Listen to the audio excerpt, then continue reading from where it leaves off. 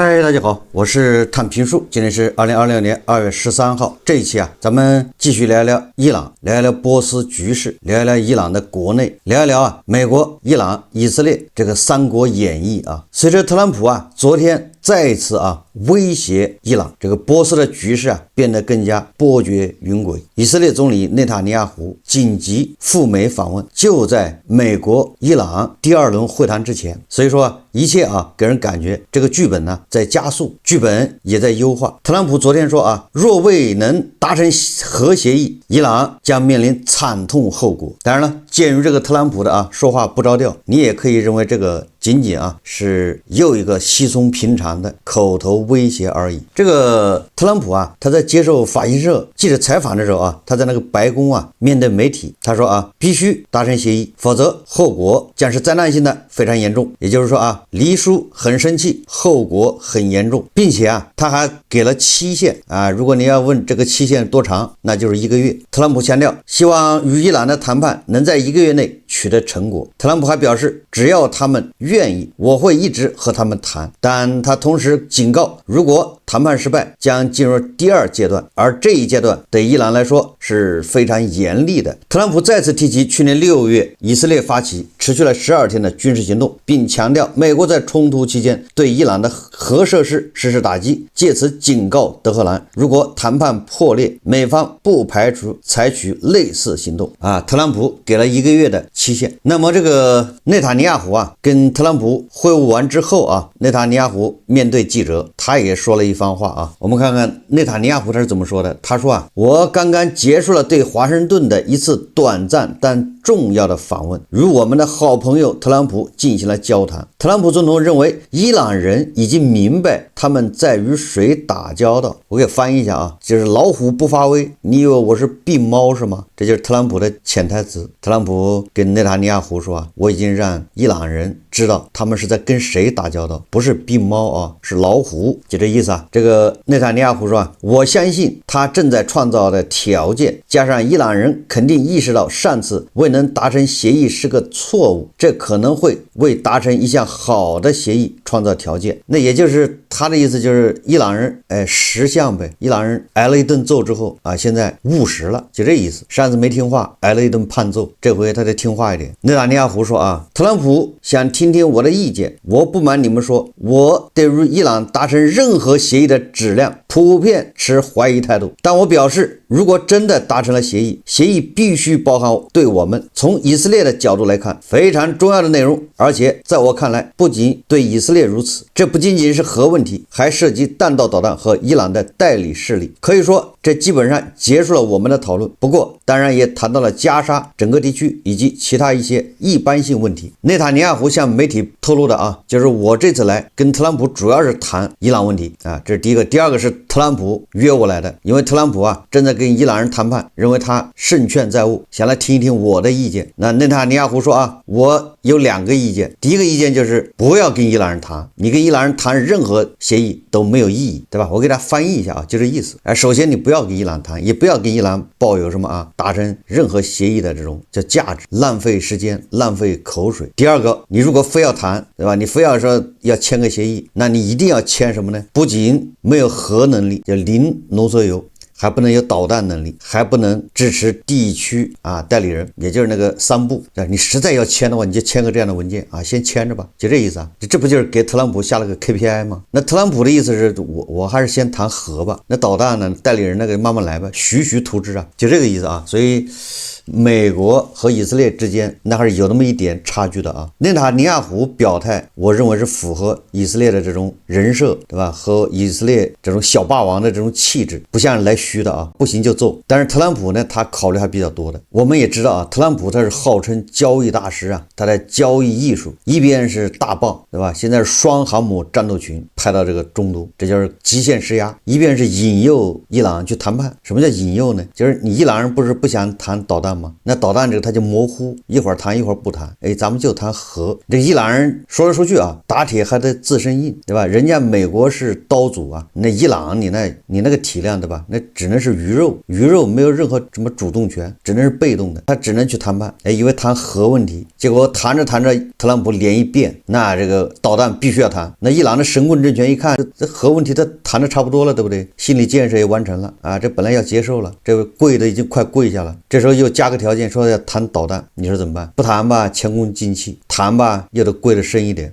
等到你把导弹这个谈完了，特朗普脸又一变，代理人这个也得谈。就是这个套路啊，这个谈判就是这样的。要你如果上来三个都谈，那伊朗的谈判们接受不了，伊朗的改革派也接受不了，伊朗的哈梅内伊教士集团这打脸打得太狠，对吧？大哥要面子，你多少得给点面子。所以说这慢慢来，这就是特朗普的交易艺术啊，对吧？你一下坚持三个条件，那伊朗人可能就崩了，就这么个事。但是以色列他不这么想啊，以色列认为伊朗崩了就崩了，正好就得开干。那么伊朗人确实跪下了啊，这个伊朗总统称该国已准备好开放其核设施接受任何形式的核查，以证明其没有造核武器。你看啊，老实了啊，现在是不是姿态已经很低了？跪下了吧？允许啊，国际原子能机构或者第三方，也就允许你美国，你信得过谁？你可以派人来查，看看我们有没有核武器啊！伊朗人一边跪啊，一边这个嘴炮啊还没闲着啊，那个嘴炮还是要打的。据伊朗塔斯尼姆通讯社2月12日报道，伊朗最高国家安全委员会秘书、最高领袖顾问拉尼贾尼否认有关伊朗曾向美国致函的说法，表示伊朗没有向美方传递任何信息。这个特朗普不老是说嘛，这个伊朗托人带话是吧？也要谈判，跪下，对吧？又是托人给那个维特科夫打电话。现在啊，局势稳定了，这伊朗人跳出来说没有，血口喷人，明明是美国跪着求我们谈判，怎么变成我们跪着求美国人谈判呢？显然啊，说明伊朗的谈判们喜欢听这样的话。这个伊朗啊，浑身上下就是嘴硬。同时啊，这个伊朗这个确实啊，身段也比较柔软。一方面在国内啊抓那个改革派，一方面他又释放一些囚犯，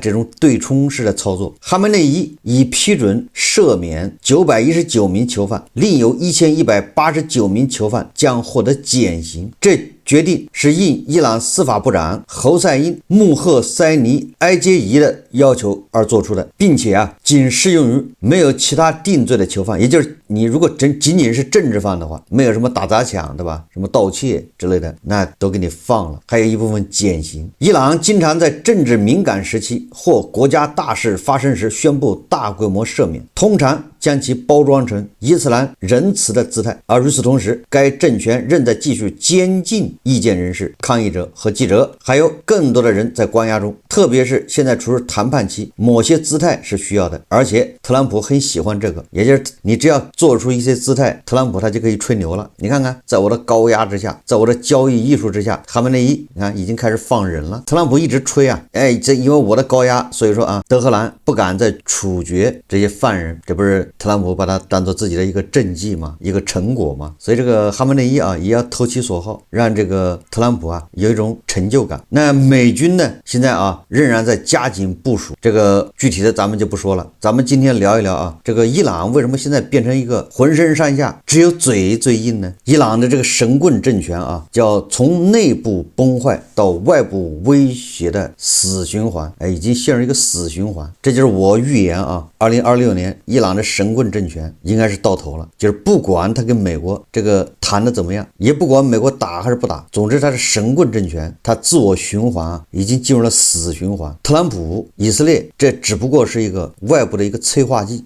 加速这一进程。实际上这个事情啊，从2022年2月24号俄罗斯侵略乌克兰开始，一切都已经注定了，多米诺骨牌效应。所以我们聊一聊啊，这个伊朗的困境与它的历史渊源。伊朗这个拥有历史悠久的中东大国，大家都知道啊，波斯文明啊，波斯帝国，想必大家也是如雷贯耳。如今正陷入一场深刻的危机之中啊。曾经作为波斯帝国的继承者，伊朗在20世纪中叶经历了伊斯兰革命的洗礼，建立了以什叶派神权为核心的共和国体制。然而进入21世纪，尤其是近年来，伊朗政权面临着前所未有的挑战，内部经济崩溃，社会动荡与权力碎片化交织成网，而外部的国际制裁、地缘冲突和核何野心则如影随形。最高领袖哈梅内伊领导下的政权仿佛重演了历史上悲剧剧本，正如晚清王朝的衰落或朝鲜的封闭模式。咱们要从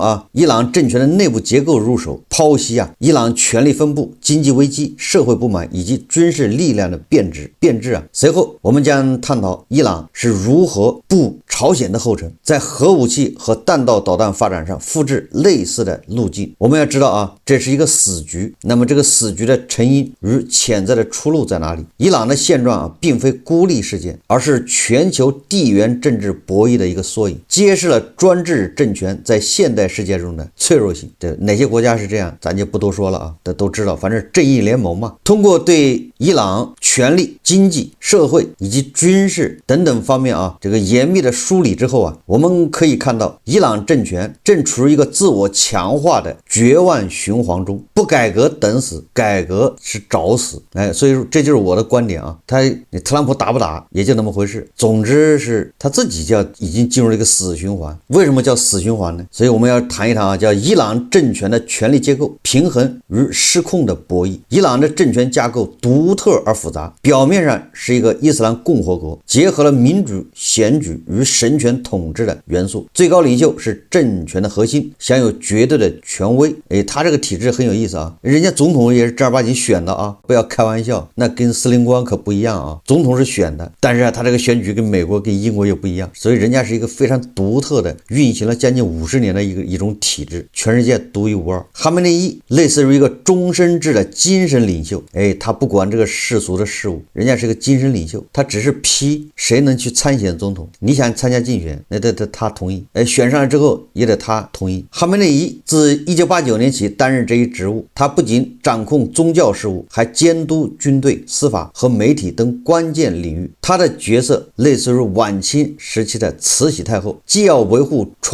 传统的威权，又要应对内外威胁。然而最高领袖并非独裁者，而是各派系利益的平衡者，这导致权力高度碎片化。总统作为行政首脑，由全民选举产生，但其权力深受限制。2021年当选的莱西及其继任者们往往被视为最高领袖的傀儡，总统负责日常治理，如经济政策和外交，但一切重大决策需经最高领袖批准。这种双头制本意是平衡神权与世俗，但实际导致了效率低下和责任推诿。以现总统马苏德佩泽希奇扬为例这个佩泽希奇扬大家都知道他原本是个医生，那他也像鲁迅一样他终于悟到了学医救不了伊朗，所以这个佩泽希奇扬就从政了。这个50多年来伊朗的这个总统这个人选呢，只要不管是谁坐上这个位置，他就变成了一个改革派。这个跟你上台之前是什么派不重要，这是我得出的一个结论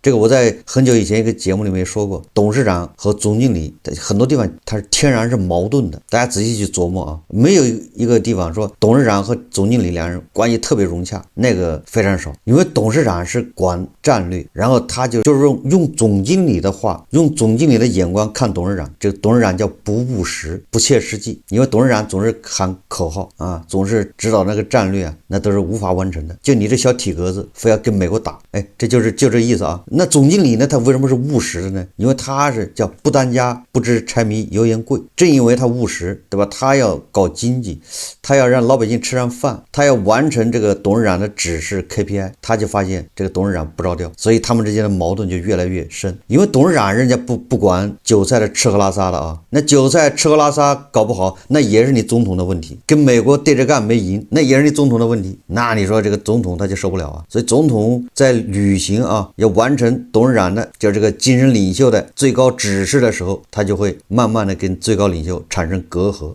他就要权力，他要改革，而最高领袖是不会给你权力的。给你权力，那你不就想当最高领袖了吗？所以说就跟一个公司一样，董事长和总经理都是面和心不和。也怪了总经理都是董事长任命的。你看看有的上市公司，你看看上市公司那董事长任命自己儿子当总经理，结果这个儿子跟董事长也翻脸，一个道理所以说这不是人的问题，是这种设计，这种位置，对吧？两个位置它代表了两个角度，两个立场。所以在伊朗所有的总统，你别管他以前是干啥的以前他就是哈梅内伊或者霍梅尼的打手，最凶残的那个，但是一旦你把他往总统这位置上一犯，好了，他就变成一个改革派了。大部分啊，不能说所有。所以这个我跟大家解释一下。所以你也不用管这个伊朗的以前总统都是干啥的，什么反正没关系，基本上他都会是改革派，基本上他都会跟最高精神领袖中间有间隙、有隔阂。所以在这种权力架构中啊，这个佩泽西奇扬他一方面又是哈梅内伊，对吧？相当于人民的啊提名，他要忠于哈梅内伊；一方面他在履行他的职责中啊，履行他这个最高领袖的指示的时候，他也发现他权力不够，他也需要这个最高领袖放权。由于他从事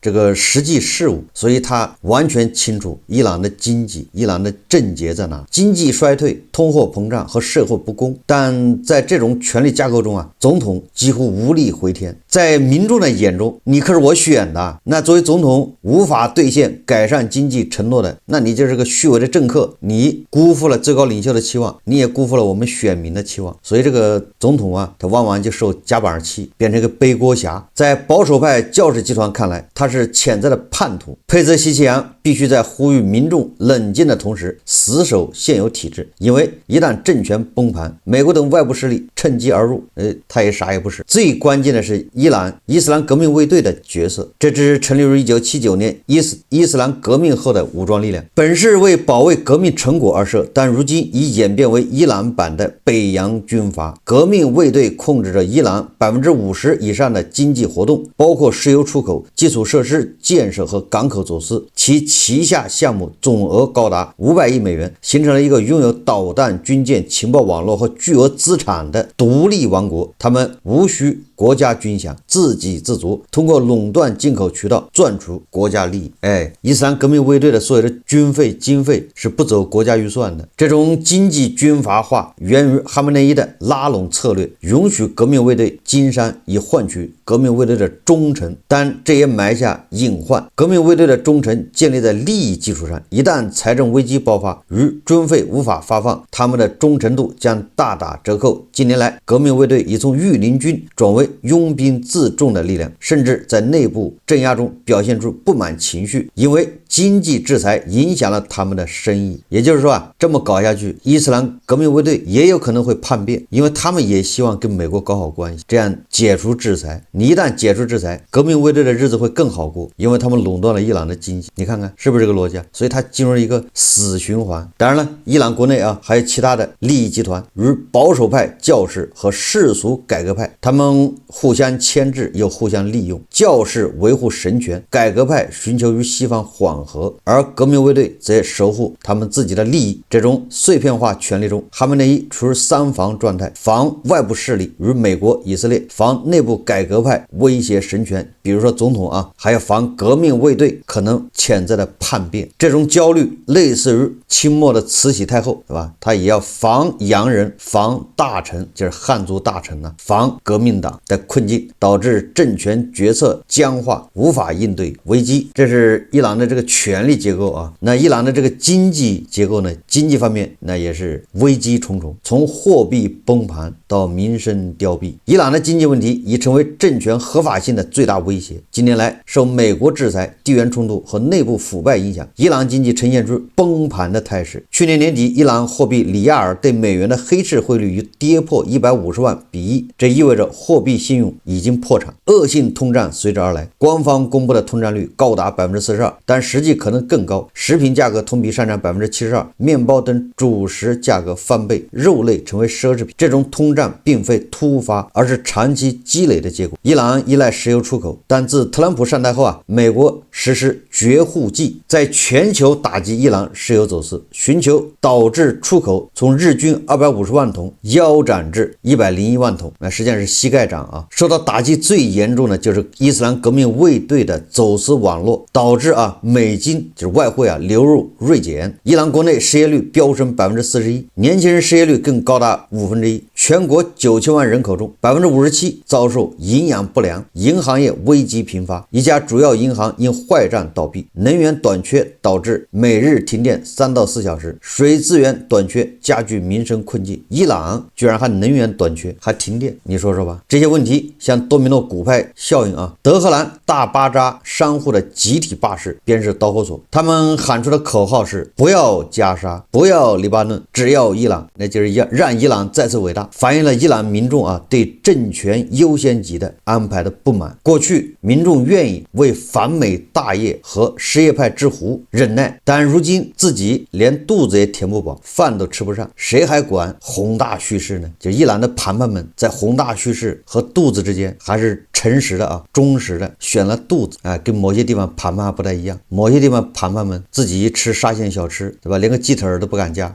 他天天关心美国的斩沙县，这就是谈判们素质是不一样的谈判们这个觉悟认知那还是不一样的。社会契约已被撕毁，底层百姓深陷水深火热。革命卫队本应是维稳主力，但经济危机一样也波及到他们。过去通过灰色贸易，他们能维持军费和对外援助，但如今生意难做，他们在镇压民众时也会消极怠工，因为没有钱呢，甚至内部不满情绪蔓延，这进一步恶化经济循环。政府无钱改革，革命卫队加剧镇压，仇恨积累，经济更加糟糕。所以你看这叫负反馈恶性循环。那么社会动荡与镇压，从改革呼声到体制拒绝。伊朗的经济危机引发社会动荡，近年来伊朗抗议浪潮不断，从2019年燃料价格上涨抗议，到2020年阿米尼事件，就那个头巾事件再到最近的罢市游行，抗议口号从要求更好生活转向打倒腐败政权，显示民众对体制的彻底绝望，从要经济利益变成了要政治权利了。政权的回应则是大规模镇压。据报道，在短短几周内数千人被杀，这不是人群控制，而是不加区分的杀戮，反映了政权的恐惧。哈梅内伊将精锐力量与革命卫队和巴斯基民兵转向对内维稳，无法分心外部威胁。这种镇压虽暂缓危机，但加剧了仇恨的循环，民众更加不满，镇压更狠，政权合法性进一步流失。文化和通讯控制，也就是动不动就断网然后限制上网，也加剧了动荡。政权监控每一个角落，甚至随意决定电力供应，也就是这个地方动不动给你停电，你一停电你还上不了网，就啥也没有了。类似于朝鲜的集权模式，曾经充满活力的中产阶级几乎完全消失，整个社会陷入贫困，公民自由丧失，酷刑监狱和随意杀害成为常态。伊朗正变成一个全国性的集中营，所有资源优先喂饱安全部队和军队，以维持控制。伊朗的现状与朝鲜高度相似，两者存在唯一目的，似乎是不惜一切代价维持内部安全部队和军队，以控制人民。就是他这个逻辑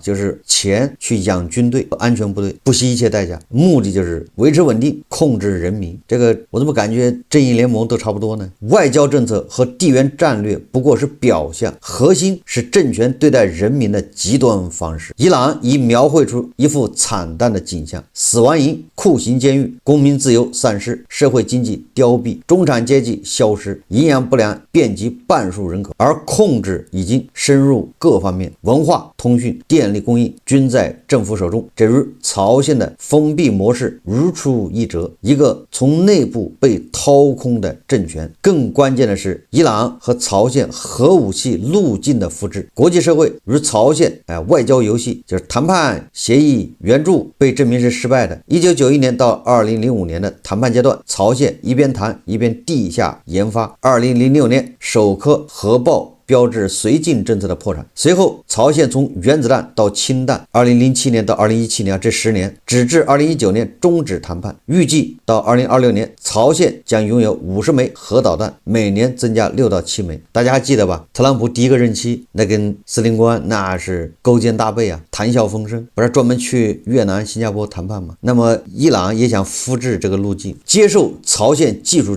援助，先谈判换取时间和援助，然后撕毁协议，拿出核武器。伊朗外长甚至称你们可以摧毁设施，但不能摧毁知识，这被视为拥有核意图的铁证。协议只是权宜之计，技术封锁无效。而美国对伊朗针对是降维打击，就是外部压力和机会窗口。对伊朗政权来说伊朗的神棍政权面临的外部压力还有机会窗口，从经济绞杀到军事外科手术，在经济、信息、军事混合战争，特朗普的涉美鼓动，25%的关税威胁，打击石油走私，抽干伊朗造血能力 ，B-52轰炸机频繁起降，提醒战争在逼近。这种钝刀子割肉的消耗政权合法性和资源，内部虚弱使伊朗无力大规模报复，革命卫队转向维稳，无法对外。历史行为显示，伊朗倾向避免升级，优先政权生成，这创造机会窗口。伊朗既是巨大威胁，又极度虚弱，也就是说，它核导弹这块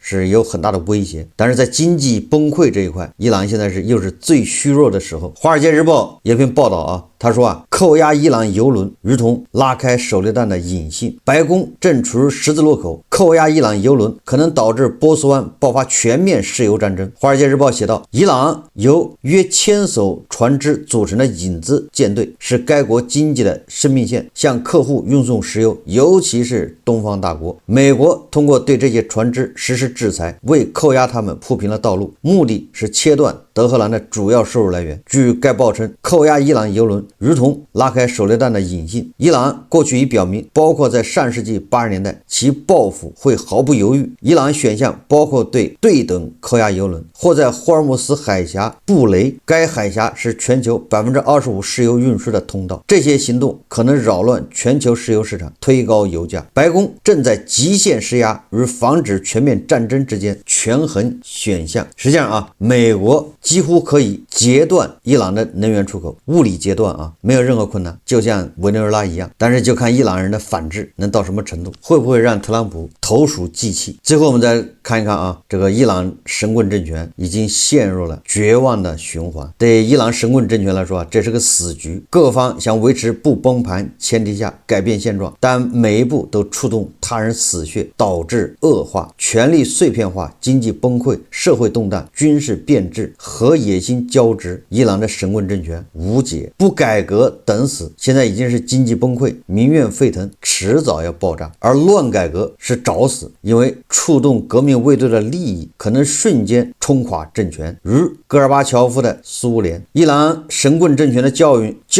就是专制政权在全球化时代难以为继，平衡神权与现代需求是关键，但目前它正重演历史的悲剧。未来取决于伊朗内部觉醒与国际智慧，或许只有通过渐进改革才能打破死局。目前神棍政权的改革那叫与虎谋皮，所以说特朗普和以色列这种外部施压是促使伊朗发生变化的原因之一，但是根本原因还得靠伊朗人自己。伊朗的盘盘们想要过什么样的生活，是继续把这个神权，把哈梅内伊奉若神明，继续宏大叙事，继续以这个与文明社会对抗为己任，那伊朗只能是万劫不复。那神棍政权一旦垮台，那伊朗也有可能迅速滑向这个阿富汗，有一种可能，如果是伊朗的盘盘们也希望像伊朗的神棍政权那些权贵们过富足的生活，子女都在美西方，那就要推翻这个教士集团。伊朗的教士集团一边强烈的反美宣传，让国内的盘盘们一起反美、反文明、反普世价值，一面把自己的孩子送到美西方，自己的家人安排到美西方，财产转移到美西方。这一套把戏，如果伊朗的盘盘们还没有看穿，还在乐此不疲，那伊朗终究是暗无天日，是没有任何希望的。好，这期节目我们就聊到这里，感谢大家收看。如果喜欢我的节目，欢迎订阅转发，也可以在下方留言评论，谢谢大家。